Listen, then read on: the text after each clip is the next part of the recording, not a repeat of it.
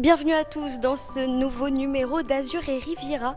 Comme vous pouvez le voir derrière moi, je suis au musée et pas n'importe quel musée, je suis aux Beaux-Arts à Nice. J'y suis pour aller découvrir une nouvelle exposition exceptionnelle et je vais retrouver Marianne qui est spécialiste de l'impressionnisme. Bonjour Marianne. Bonjour Marie. Qu'est-ce qu'on va voir? Racontez-moi un petit peu. Alors on va voir une exposition extraordinaire dédiée à Berthe Morisot, la première femme impressionniste. Il se trouve que si cette exposition a lieu à Nice, au musée des Beaux-Arts, c'est pour une bonne raison, c'est que Berthe Morisot séjourne à 2 reprises ici, dans la ville de Nice, et que c'est cette aventure que nous racontons dans cette exposition inédite.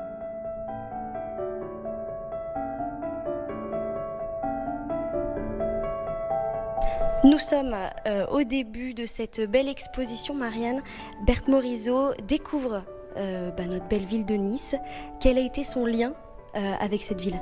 Le but de Berthe Morisot, c'est d'aller au soleil et de se rapprocher de l'Italie. Elle découvre Nice pendant la saison d'hiver 1881-1882. Elle a une petite fille de 3 ans qui voyage pour la première fois et finalement elle va y passer plusieurs mois. Alors vous le dites très justement, Nice est une très belle ville, mais Nice, on l'a découvert pendant la préparation de cette exposition, est une ville qui est en travaux. Et en fait, qui est une ville qui est difficile à peindre. Et c'est ce qu'on voit derrière nous. On a la présentation de tableaux sur une photo d'époque qui représente le port de Nice tel qu'il était lorsque Berthe Morisot est venue. Or, c'était un immense chantier. Une partie du bassin, tout ce qui est vers l'église, n'était pas encore excavée. Et donc, c'était impropre à la peinture. Mais Berthe Morisot, elle, elle va s'approcher de l'eau et avoir un cadrage très serré. Et donc c'est une vision qui est une vision rare, d'ailleurs qu'admireront ses collègues masculins. On peut dire que pour les Niçois qui vont venir voir cette exposition, c'est un vrai voyage à travers le temps. On peut revoir notre ville de Nice des années en arrière, comme vous me parlez juste ici de la jetée promenade, c'est ça? Oui, alors ça a été pour nous une enquête policière. On a mis 2 ans pour identifier précisément les lieux que Berthe Morisot avait peints. Et puis, vous savez, c'est comme toutes les enquêtes, il y a un moment, tout s'éclaire. Et c'est ce qu'on propose de partager avec le visiteur, c'est-à-dire qu'il rentre et qu'il reconnaisse sa ville. Alors sa ville en 1881, quelquefois en 1888.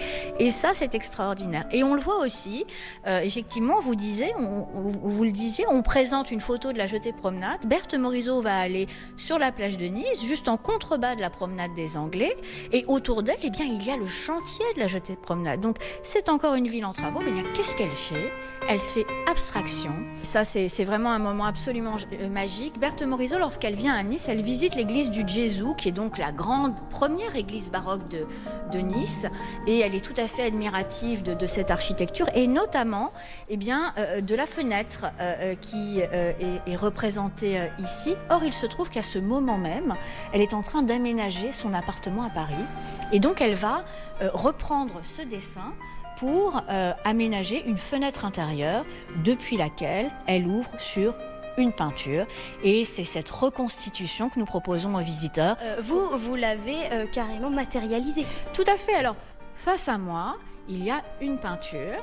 C'est un panneau décoratif que Berthe Morisot va réaliser pour son intérieur, et c'est ce qu'elle voit depuis son lit, depuis sa chambre à coucher, à travers cette fenêtre inspirée par le Gesù. Racontez-moi un petit peu ce cadeau. C'est un cadeau que Claude Monet a fait à Berthe Morisot.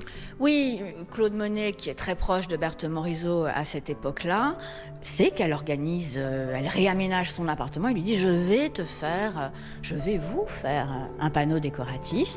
Et il le fait. Alors il se trouve que ce panneau, il représente la Riviera. Il représente les villas à Bordighera. Alors plus particulièrement une villa qui s'appelle la villa Biffesheim. Berthe Morisot, depuis une fenêtre que lui a inspirée le Gesù de Nice, elle a une vue sur la maison qui appartient à l'homme qui aura construit l'Observatoire de Nice. Vous voyez, tous les chemins nous mènent à Nice dans cette exposition. La fin, en quelques mots, de cette visite, qu'est-ce qu'on s'attend à voir? Par quoi on termine? On termine par un épilogue qui nous dit que rien n'est jamais fini. Berthe Morisot, elle décède à l'âge de 54 ans, en 1895. Elle a une fille, on l'a vu, elle est portraiturée. La fille va prendre le pinceau, elle va se remémorer les paysages niçois peints par sa mère et elle rendra visite très régulièrement à un ami de la famille, un père spirituel, Pierre-Auguste Renoir, qui s'installe aux Colettes en 1908. Et c'est par cette, j'allais dire, ouverture sur l'avenir et sur la Riviera que nous terminons l'exposition. Et bien voilà, vous en savez un petit peu plus maintenant sur Berthe Morisot, cette artiste qui a travaillé aux côtés de grands noms comme Renoir ou encore Monet. Il y a encore plein de choses à découvrir sur cette femme, alors c'est jusqu'au 29 septembre ici, aux Beaux-Arts de Nice.